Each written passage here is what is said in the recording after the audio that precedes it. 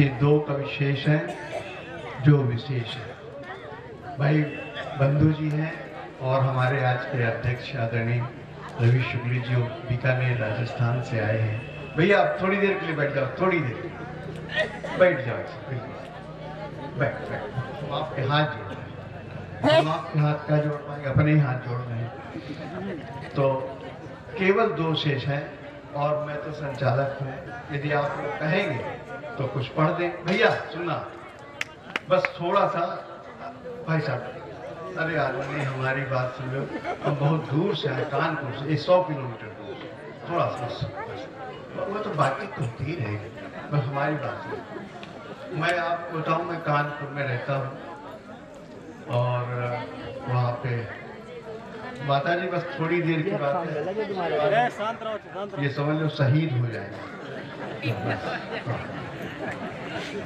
मैं खुद अपने को बहुत छोटा कवि मानते हुए मैं अपने को आमंत्रित करता हूँ कि भाई बंधु जी बहुत देश के बहुत अच्छे गजलकार जो पूरे देश में और बाहर भी जा रहे हैं और आपके जनपद का नाम रोशन कर रहे हैं, ये मेरे बात कहेंगे। मैं उनको बड़ा सम्मान करता हूँ।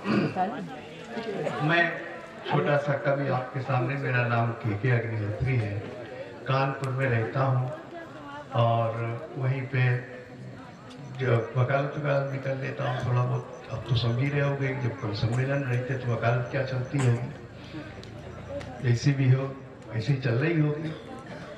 हमारे दोस्त भी है और दुश्मन भी है, सही बता रहे। एक हमारे मित्र हैं, अपने पत्रकारिता भी करते हैं, हमारे लिए छाप दिया, जानते क्या वैसा लिखा कि लब्ध प्रतिष्ठित व्यंग्यकार के अग्निहोत्री का निधन और जीवित। और बताओ कितना खराब लगेगा, नहीं लगेगा? हैं? उधर से फोन आ रहा बंधु जी का फोन आया। हेलो, हमने कहा कौन? चलो मैं बंधु बोल रहा हूँ। आप कौन? तो हमने कहा मैं के अग्निहोत्री बोल रहा हूँ। कहाँ से बोल रहे हो? तो समझ रहे हो ऊपर से बोल रहा हूँ। ये स्थितियाँ हैं, और क्या समझ रहे हैं आप इनके? ये दोस्ती है, ये यारी है। मैं आपको बता रहा हूँ कि ये जो संबंध है कैसे चल रहे हैं, ये आपको बताने की कोशिश कर रहा हूँ। हमने कहा कि भैया मैं के अग्निहोत्री बोल रहा हूँ। कहले कहाँ से बोल रहे हो?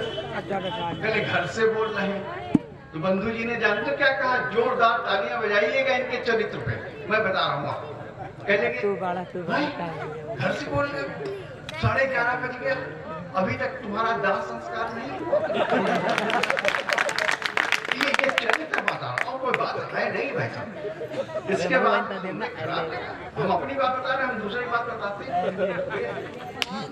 अपनी बात बता रहे हैं। तो हम गए भैया वो अखबार के दफ्तर में, समझे हो भाई साहब? सुनिएगा, बहुत बढ़िया बात बता रहा हूँ। अखबार के दफ्तर में गए तो हमने कहा ये भाई साहब क्या लिख दिया तुमने? कहने की क्या मतलब? हमने कहा देखो ये लिखा है के अग्निहोत्री का निधन। कहने चिंता न करो, काल में भूल सुधार कर देंगे। हाँ, भूल सुधार आता है ना पेपर में। तो दूसरे दिन फिर अखबार आया, उसमें जानते क्या लिखा था? सुनना भाई साहब, और उस पत्रकार की तारीफ पे तालियां बजा दीजिएगा। लिखा था कल जो के अग्निहोत्री के निधन का समाचार छपा था वो भूल बस छप गया था। हमें दुख है कि वो अभी तक जिंदा है। ये स्थितियां हैं जो हमें व्याकुल करती हैं और हंसने का आपको मौका देती है। पर मैं अपने ऊपर करता हूँ, मैं कभी दूसरे के ऊपर कभी कहने की कोशिश नहीं करता। कारण ये है कि अपने ऊपर लिखा हुआ व्यंग आनंद देता है, मैं अपने ऊपर करता हूँ। मैं आपको बता रहा हूँ जो काम भाई साहब नहीं करता, मैं बगल में थूकते, कोई मिला नहीं देख के थूकते। सुनो, तो वहां पे गए तो एक दरोगा जी है कि नहीं, चले पीछे दरोगा जी बहुत अच्छे हैं जो सुन रहे थे कविता। हमारे यहाँ एक दरोगा जी आए, वो कविता लिखते थे। एक दिन हमको बुला लिया, पहले अग्निहोत्री जी यहाँ पे रहते हैं तो उनको बुला के लाओ, कवि है। तो पहुंचे उनके उसमें जो थाने में, तो वही जगह बैठा दिया, वही जहाँ दलाल बैठते पट्टी पे। और उसके बाद एक समोसा एक चाय हमको पिलाई थी, हमें याद है। और फिर उसके बाद कमरे बुला के बोले, कहले आप कविता लिखते हैं? हमने कहा हाँ कविता लिखते। कहले हम भी लिखते हैं, सुनोगे? अब बताओ, उनसे कह सकते हो कि नहीं सुने? कहा चाहे? हमने कहा सुनाओ। 10-15 कविता सुनाई। हम तो सही बोलने वाले आदमी। बोले कैसी लगी? हमने कहा 2 कौड़ी। भाई जो सही सही बोलते थे, हमें क्या करना। बोले पहरा पहरा होता है, वो बाहर एक डंडा वंडा लेके खड़ा रहता है किसी बाहर। बोले पहरा, उसको लाकर बंद कर। हम लाकर बंद हो गए और शाम का टाइम अपने घर चले गए। बोले सवेरे इसको छोड़ देगा। भाई साहब, मच्छरों ने किस किस जगह काटा है मैं उन अंगों का वर्णन नहीं कर सकता। सवेरे चले आए। 10-15 दिन के बाद एक सिपाही फिर दरोगा जी बुलाई, सड़क पे जमीन पहुंच गए। कहले अग्निहोत्री जी कुछ नई कविताएं लिखी हैं, सुनोगे? अब प्राण सूख गए मेरे। हमने कहा सुनाओ। 1 सुनाई, 2 सुनाई, 5-6 जब सुना दिया तो हम उठ के चल दिए। कहले कहाँ जा रहे हो? हमने कहा लॉकअप में। वही पूछते हमने भेजे थे। एक कविता सुनाने का मन हो रहा है क्योंकि बड़े प्रबुद्ध लोग देखो बड़ी शांति से सुन रहे हो। बहुत बढ़िया श्रोता बचे हैं। अब ये श्रोता उठने वाले नहीं सवेरे 5 बजे तक। 5 बजे तक नहीं जाओगे ना आपको? हैं? यही कुल्ला तो तुम करोगे। अब एक कविता सुनो, एक कविता और सुनो।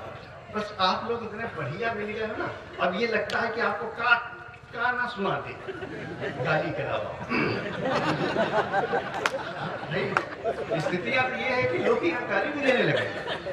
सुना भाई साहब, बहुत बढ़िया बात कर। मैं आपके यहाँ वो गृह प्रवेश होता कि नहीं होता? होता है? नहीं होता। आप जब घर नया बनवाते हैं तो गृह प्रवेश करते हैं। तो हम भी एक अपने मित्र हैं, वकालत करते हैं, 4 साल की वकालत है और कम से कम 2 करोड़ का मकान बनवाया उन्होंने। भ्रष्टाचार अपने देश में है नहीं तो बढ़िया बजा दे, समझ में आ रहा होगा। तो उन्होंने गृह प्रवेश में हमको बुलाया था। वहाँ पे उन्होंने वो पूड़ी कचौड़ी और यहाँ उसकी वो क्या कहते हैं पनीर की सब्जी बनती कि नहीं बनती? हमारे यहाँ बनती है। तो पनीर की सब्जी बन गई, बड़े आदमी बनवाते हैं। तो हमने खाना वाना खाया। बोले कहले हमारा घर देख लो। हमारा घर देख लो। तो हम घर देखने चले गए। बोले देखो ये मैंने पार्टी को बनवाया है, इसमें ये गैराज है, इसमें हम कार रखेंगे। बहुत बढ़िया बात। ये बालकनी बनाई है हमने, इसमें बैठ करके लोगों को देखेंगे। हम क्या देखोगे क्या ताकोगे? फिर उसके बाद उन्होंने लेट्रिन बाथरूम दिखाया। अब उनका खाना खा चुके थे तो उनकी लेट्रिन बाथरूम देखनी पड़ी। और तालियां बजा तो मेरा अपना दुख केवल दुख है और उसके अलावा कुछ है नहीं। इसके बाद उन्होंने सबसे अच्छा एक उन्होंने मंदिर बनवाया था। ईश्वर करे सबके घर में उतना सुंदर मंदिर बने। रामचंद्र जी, सीता, लक्ष्मण के चित्र लगे थे। उसके ऊपर एक नेताजी का चित्र लगा था। आश्चर्य। रामचंद्र जी, सीता, लक्ष्मण के चित्र के ऊपर नेताजी का चित्र।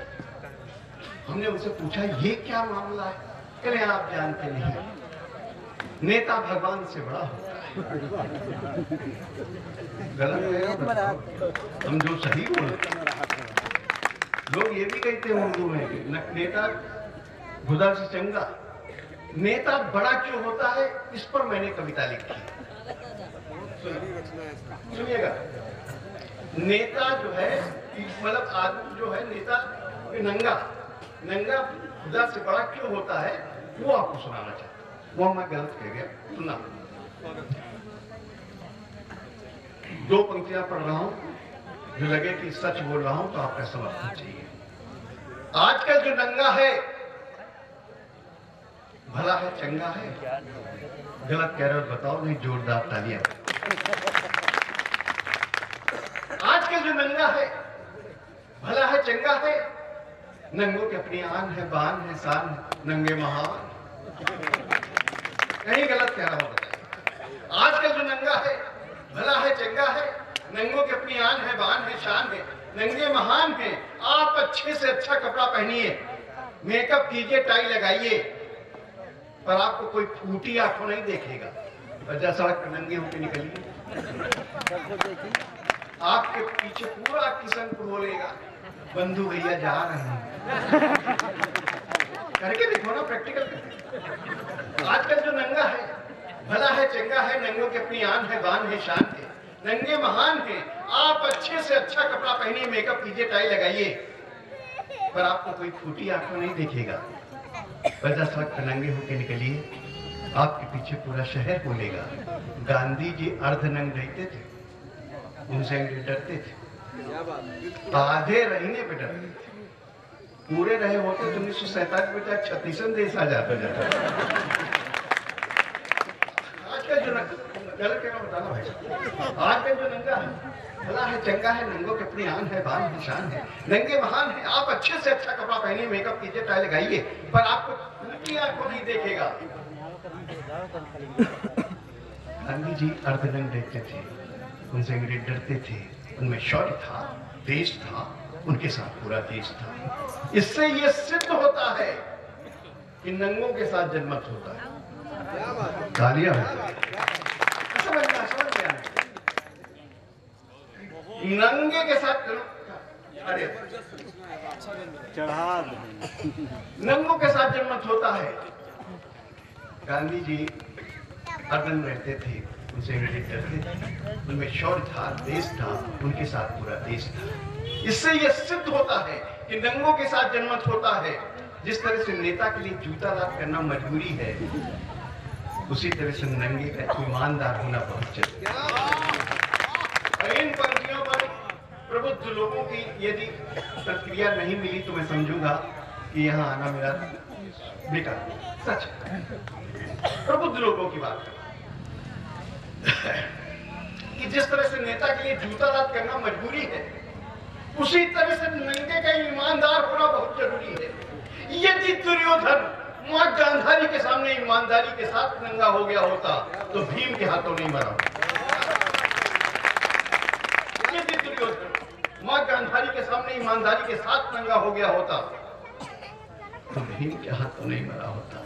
सच कहता हूं मेरे दोस्तों, हमने ईर्ष्या द्वेष घृणा के न जाने कितने कपड़े ओढ़ रखे हैं, हम अपने भगवान के सामने भी नंगे नहीं होगा।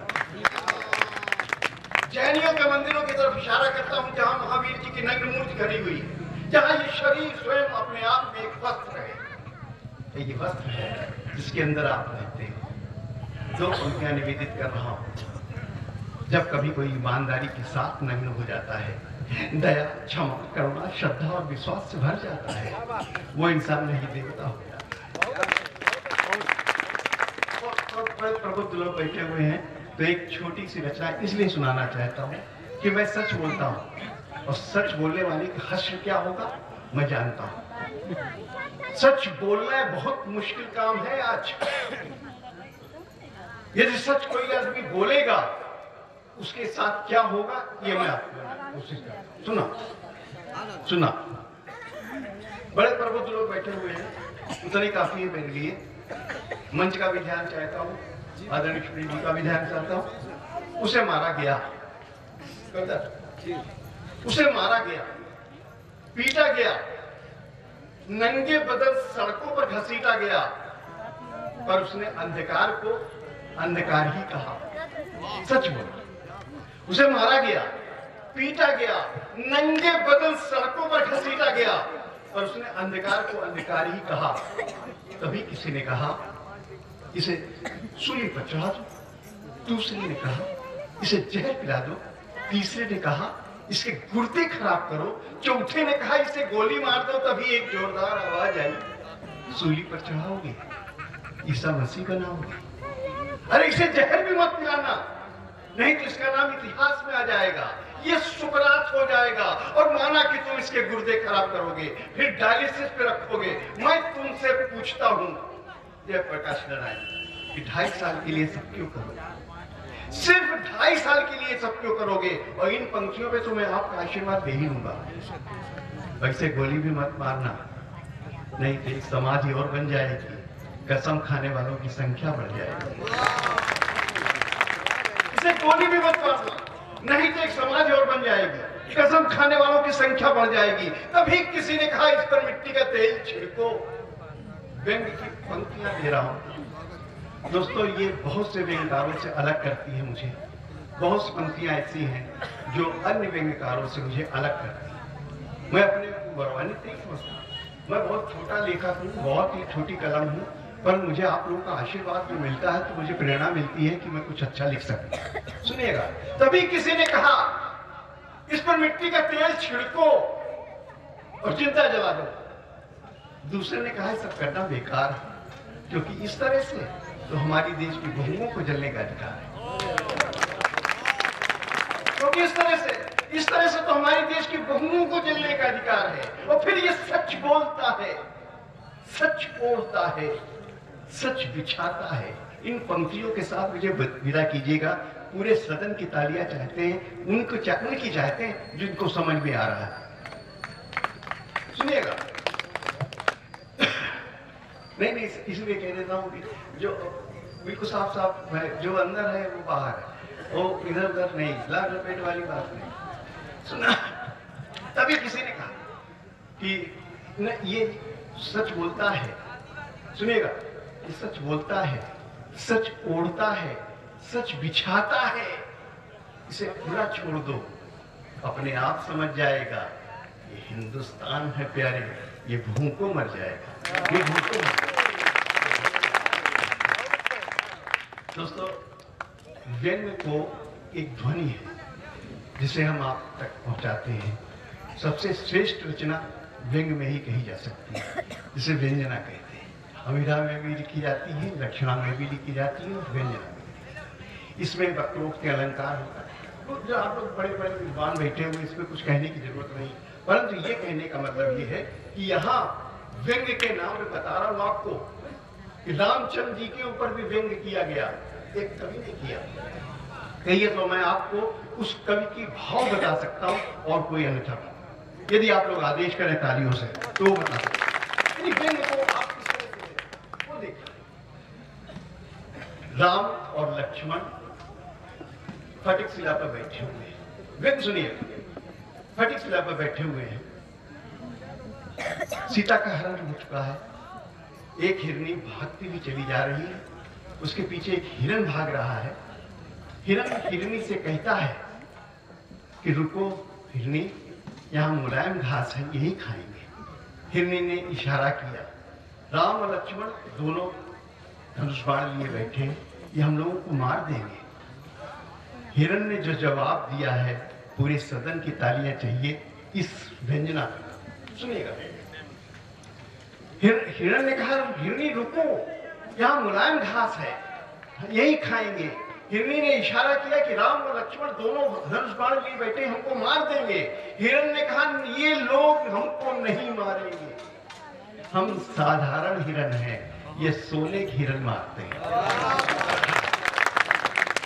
व्यंग को समझने की तमीज आप सब में है, और मैं चाहता था कि बहुत सी अच्छी बात करता, बहुत सी बड़ी बात करता, परंतु मुझसे भी अच्छी बातें करने के लिए, बहुत ही अच्छी कविता करने के लिए भाई बंधु जी को मैं आमंत्रित करना चाहता हूँ, जिन्होंने बड़े सलीके से दाग ने एक शेर कहा है कि बात चाहे बेसलीका क्यों ना हो, बात कहने का सलीका चाहिए। और वो सलीके से बात कहने की जो कोशिश है, जिसका मैं मुरीद हूँ भाई बंधु जी का, मैं आज उनके सानिध्य में यहाँ पर आया और सब बातें हुई, उनसे मुलाकात हुई। बहुत दिनों के बाद ऐसा आपके पास रचनाकार मिला जो पूरे आपके जनपद को, पूरे देश और विदेश में नाम रोशन करा रहा है, आपका नाम रोशन हो रहा है।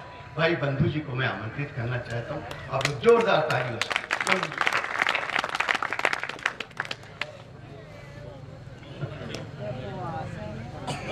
बहुत बहुत आदरणीय के अग्निहोत्री जी हम सबके संरक्षक भी हैं। मैं बहुत कम समय में आपसे बात करूंगा, क्योंकि मैं बीकानेर से आए श्रेष्ठ रचनाकार को सुनाना चाहता हूं।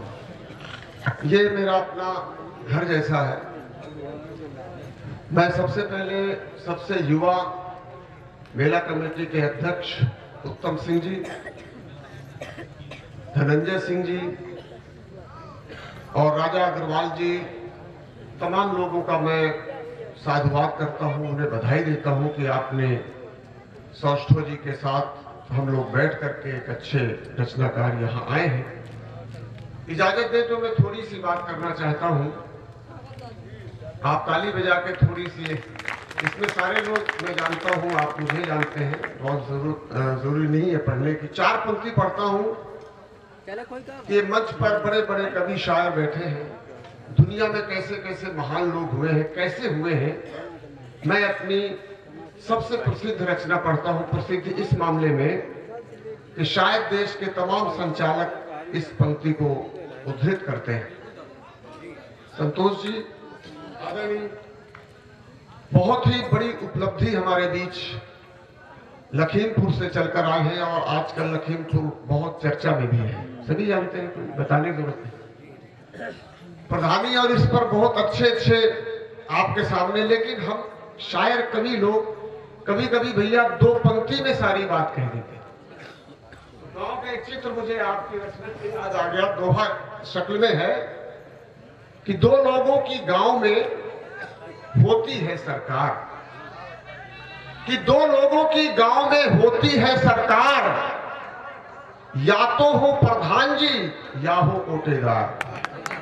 क्या बात है।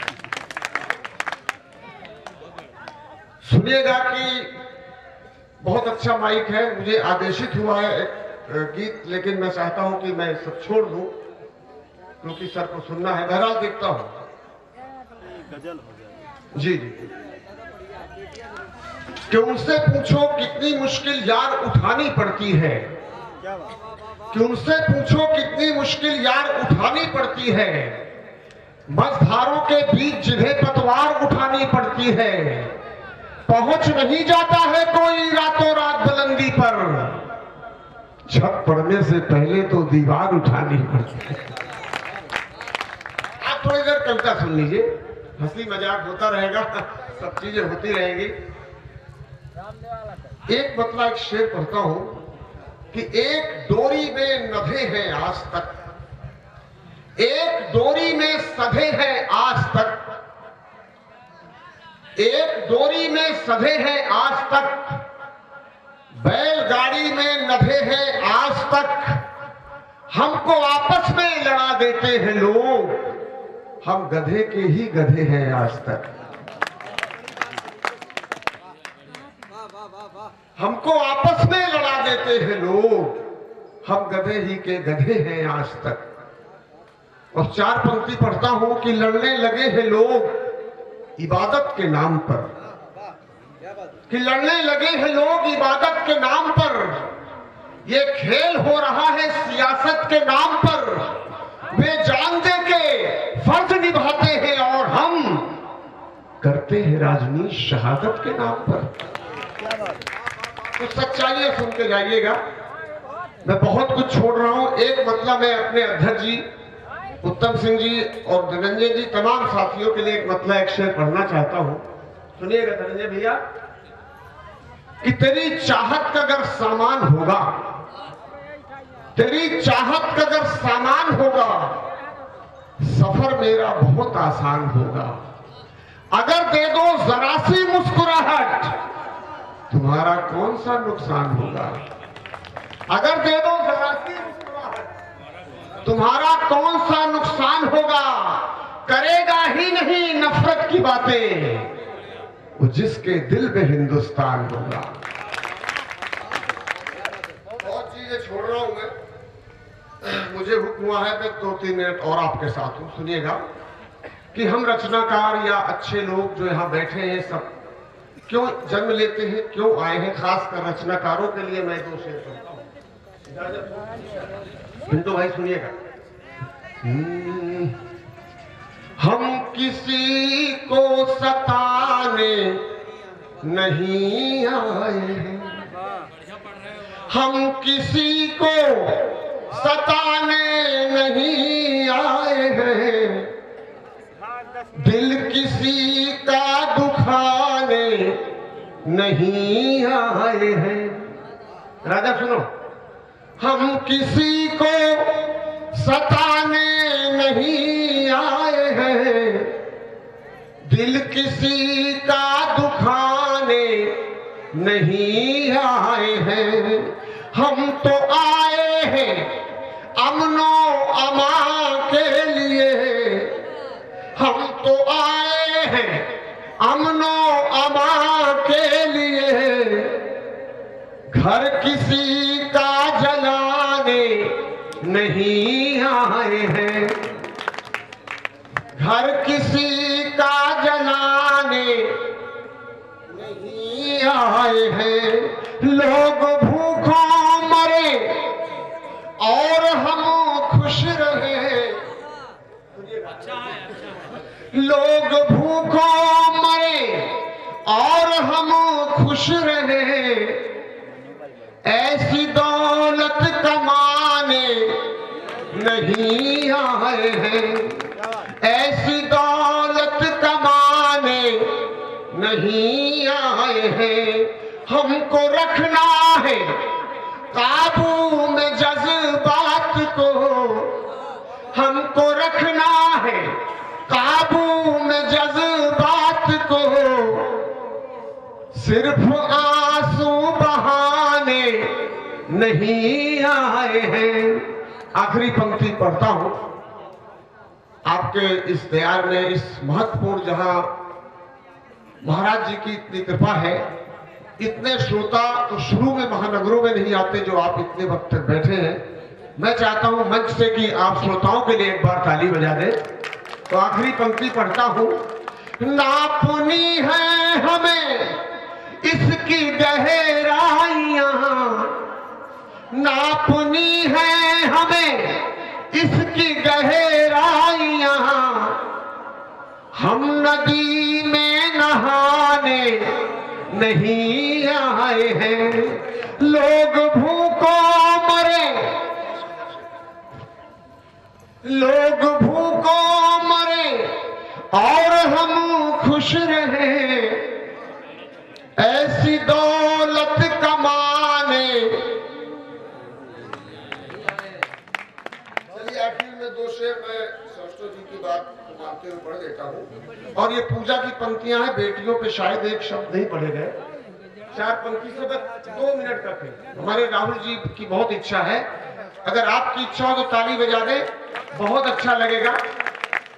ये मेरी पूजा की पंक्तियां हैं और मैं अक्सर पढ़ता हूँ, सुनिएगा साहब। 4 पंक्ति में इसके पहले पढ़ता हूं कि हम अपने दुश्मनों से अदावत न कर सके। आदरणीय सुनिए, कि हम अपने दुश्मनों से अदावत न कर सके, बदलाव चाहते थे बगावत न कर सके, आजादियों का जश्न मनाते रहे मगर दुख है कि बेटियों की हिफाजत न कर सके, दुख है कि बेटियों की हिफाजत न कर सके। और पूजा की पंक्तियां हमारे अध्यक्ष जी चले गए, अच्छा आप प्रतिनिधि है नहीं थे, जा रही है, सुन लीजिएगा 2 मिनट का। और मैं आपके सामने, मैं रवि जी को पूरा समय मैं देना चाहता था, लेकिन राहुल पंडित जी का मैं आदेश अनुरोध स्वीकार करते हुए पढ़ता हूँ, सुनिएगा। आप, मैं बेटी वाला हूँ, आप बेटी वाले, सब बेटी वाले हैं, और इस मंच पर एकमात्र शक्ति है, मैं उनको समर्पित करता हूँ सानिया सिंह जी के लिए। सामने कुछ बेटियां बैठी, सुनिएगा। तूफान में भी चिराग जलाती है बेटियां, सुनिएगा साहब, बेटियों की क्या महत्ता है, क्या अजमत है। तूफान में भी चिराग जलाती है बेटियां, क्या क्या कमाल करके दिखाती है बेटियां। ताली बेटियों के लिए बजा दीजिए। तूफान में भी चिराग जलाती है बेटियां, क्या क्या कमाल करके दिखाती है बेटियां। पंक्ति सुनिएगा, महसूस करिएगा कि बेटे भुला भी सकते हैं माँ बाप को मगर, कि बेटे भुला भी सकते हैं माँ बाप को मगर, रिश्ते तमाम उम्र निभाती हैं बेटियां, रिश्ते तमाम उम्र निभाती हैं बेटियां। और बेटियां दो घरों को सजाती हैं, तो एक पंक्ति निकलती है कि घर के तमाम ख्वाब सजाने के वास्ते, कि घर के तमाम ख्वाब सजाने के वास्ते, तारे फलक से तोड़ के लाती हैं बेटियां। और जिसके लिए मैंने ये गजल कही, ये पंक्ति कही, जिसको भारत सरकार ने बेटी बचाओ बेटी पढ़ाओ में इसको बहुत महत्व दिया, मैं आखिरी पंक्ति पढ़ता हूं और आपसे इजाजत चाहता हूं। क्या क्या कमाल करके दिखाती हैं बेटियां, ये इल्तिजा है कोख में मत मारिए इन्हें, ये इल्तिजा है कोख में मत मारिए इन्हें, घर में बड़े नसीब से आती हैं बेटियां, घर में बड़े नसीब से। सानिया जी के लिए आप ताली बजा दें। घर में बड़े नसीब से आती हैं बेटियां। और मक्ता है, मक्ता उसको कहते हैं जो गजल की आखिरी शेर होता है, आखिरी पंक्ति होती है और शायर का नाम आता है। तो मैंने उस बच्ची को समर्पित किया है जिसका जिक्र हमारी सानिया सिंह जी ने किया था। वो मरियम सिद्दीकी और मेरे गांव के बगल की बच्ची है, जिसको प्रधानमंत्री जी ने पीएमओ कार्यालय में बुलाकर तीनों धर्मों की, सभी धर्मों की पुस्तकें भेंट कर सम्मानित किया था। उनको भारत सरकार के प्रधानमंत्री जी ने गीता गर्ल का नाम दिया। मैं चाहता हूं हमारे फतेहपुर की बेटी मरियम सिद्दीकी को आखिरी पंक्ति समर्पित की, तो उस बच्ची के लिए ताली बजाने। क्या क्या कमाल करके दिखाती हैं बेटियां, इस दौर में भी बंधु जी मरियम के रूप में। सुनिएगा, इस दौर में भी बंधु जी मरियम के रूप में इंसानियत का पाठ पढ़ाती है बेटियां, इंसानियत का पाठ पढ़ाती है बेटियां। ये इल्तिजा है कोख में मत मारिए इन्हें, घर में बड़े नसीब से